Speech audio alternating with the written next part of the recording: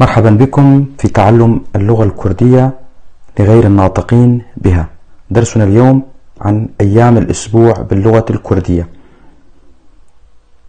وهي إيني الجمعة، إيني الجمعة، شمي السبت، شمي السبت، يكشم الأحد، يكشم الأحد، دشم الاثنين، دشم الاثنين، سيشم الثلاثاء، سيشم الثلاثاء، چارشم الأربعاء، چارشم الأربعاء،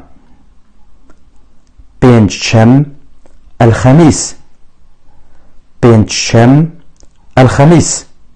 هذه هي أيام الأسبوع باللغة الكردية. أتمنى أن تحفظوها، ولكم جزيل الشكر.